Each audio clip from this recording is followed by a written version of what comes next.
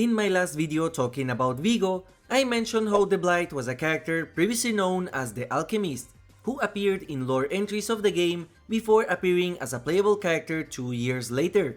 Elodie Ryakoto and Hadi Kaur are also characters that were mentioned in the lore and became playable characters later, with Elodie being mentioned in the very first tome and Hadi being mentioned in various tomes starting from tome 6.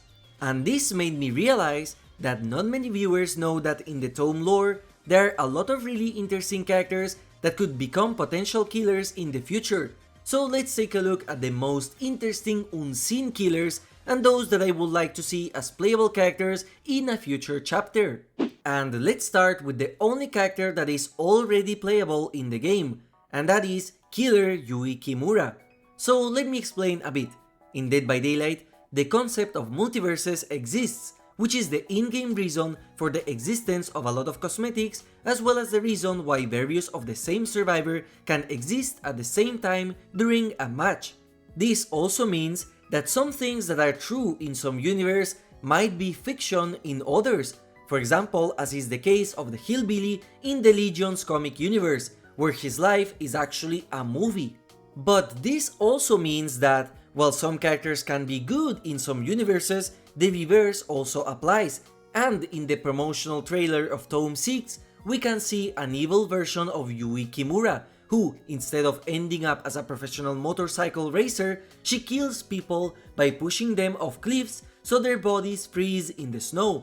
There are even more cases of crazy stuff, like a universe where Dwight is an emperor giving pizzas to the commoners, but I still find the concept of a survivor being also the killer of the same chapter super interesting, and I hope this is something that will be explored in a future chapter. On the very first tome that Behavior released, the same one that talks about Elodie, also mentions a killer which has not appeared yet in the game, which, according to the Observer, must come from an alternate universe called Terra Dark. This killer was a woman who would post adverts asking men for an arranged marriage, only to kill these men and feed them to the pigs. This killer is apparently based on a real-life woman called Belle Gunness, who was born in Norway in 1881. She did the exact same as this killer from Terra Dark, but she eventually went missing in 1908 after burning down her house and doing some very nasty stuff.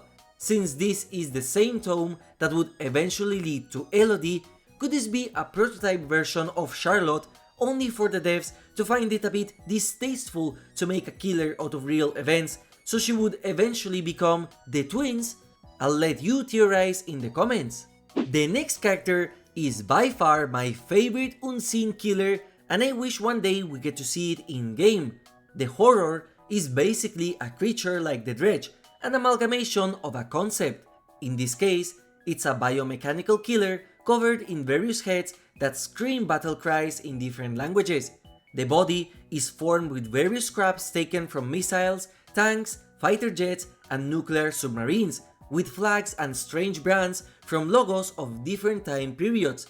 The Horror is the embodiment of war, with super strength and also the ability to use a flamethrower as a weapon.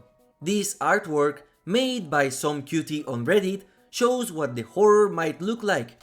We already have a robot in Dead by Daylight, but I still hope that one day we get to see a chapter focused on the First or Second World War, as I think a chapter inspired on the actual horrors of war would go insanely hard, and the Horror is the best way to introduce an evil concept of war instead of adding a certain dictator I think most of us know about.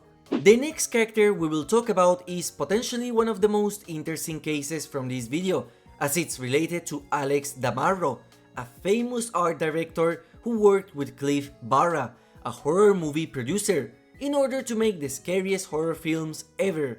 However, one day, Alex completely disappeared and was never seen again. The lore entry focuses on how Cliff enters the entity's realm in order to find his missing friend, but what he found is a realm where all the movies they made were a reality, and the entity was torturing Alex in order to make him become a killer.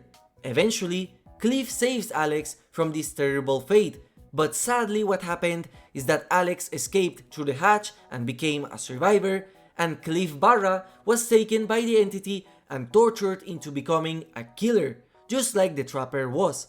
If you find the concept of this very interesting, make sure to support this video, as I might make a part 2 of this video only talking about the unseen survivors in the lore, like in this story, as well as Saku, the Red Crane Samurai who explores the entity's realm along with Maurice. Thank you in advance. Now going back to the video, not all unseen killers are just one entity. Tome 12 was fully focused on a story talking about the Flesh Eaters, which are hundreds of mutated bunnies that were found in Point Pleasant Park. These bunnies were originally just normal rabbits, but a company by the name of Ascendix Research Institute started experimenting on them. Now, these bunnies are extremely aggressive and carnivorous, able to open their mouths like the Demogorgon in order to devour any poor soul that enters their home, as you can see in the charms from the same tome. The killer bunnies appear as part of a cinematic showing the fate of Lori and Ian, two lovers who ventured inside the private property of the Ascendix company, only to end up as food for a horde of bunnies. Now, will we ever get to play as a horde of killer bunnies? I highly doubt it, and I think this story is just part of the lore of the game. If you suffer from arachnophobia, you might want to skip this part, because now we're going to talk about killer spiders. These spiders are mentioned on Tome 8 in the Terra Arachna section. It starts talking about Falls City, the same city where Nia Carson originally lived. These spiders were manifested out of thin air, with a spiral-like marking on their back that glows orange. Some spiders were small, and some others were as big as a dog. One of the spiders also appears as big as a human. Once they bite someone, their venom is slow and lethal, which also causes them boils and pus. Along with the venom, it also drives their victims into a loss of sanity state, where they become extremely aggressive and want to murder everyone in their vicinity. What is super scary is that their eggs are carried by a mysterious black fog. These eggs infect the hosts and make the spiders grow out of their victim's skin. Eventually, these spiders completely take over Fall City. In Tome 12, we also get to see how the small spiders look like thanks to the charm rewards we get from completing the challenges. However, these do not have the orange spiral on their back, so it's either a mistake by the devs or these are a different type of spiders from another universe. However, unlike the killer bunnies, a spider killer might come to Dead by Daylight. In the archive cinematic of Midnight in the Garden of Infinity, part of the Tome 8, we can see how a survivor version of Evan Macmillan, also known as the Trapper, kills a gigantic spider with a trap he set up in the entity's realm. Once killed, this spider bursts into more small spiders. Another case of a spider, this time a monster, appears in the next tome, Tome 9.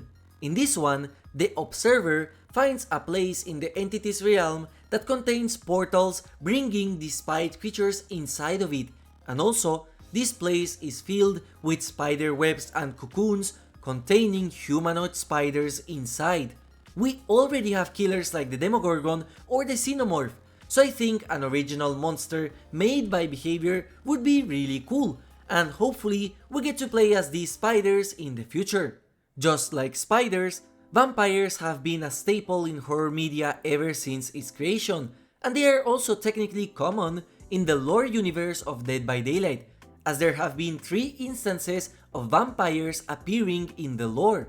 The first mention of vampirism came in Tome 7, where one woman takes the life of her mother-in-law because she claimed that the mother was a vampire living among humans and drawing powers from another dimension. In that same tome, Hadi Kaur along with Jordan found a coffin sealed with a mysterious symbol. This coffin was later opened by a woman who then became possessed by a dark mist that converted her into an actual real vampire creature that ignored sunlight. In order to take this vampire down, Hadi had to draw a symbol on the creature's cheek in order to kill it. Another vampire also appears in the same tome. This time, it completely killed a gang by the name of the Mad Hatter. This creature lived in a cave along with a bunch of beetles and bats. However, one day, a person by the name of Candice Haddock decided to hunt this vampire down, eventually making it disappear in a mysterious fog. Nobody believed Candice's story, and so she eventually ended up in an asylum. However, a rich philanthropist took charge of her, and she was never seen again. Finally, the video you get when you complete all of the challenges from this rift shows how the observer encounters a man that appears similar to Vlad the Impaler drinking from a chalice. This vampire, however, looks human, rather than the bad creatures that were described in the previous entries.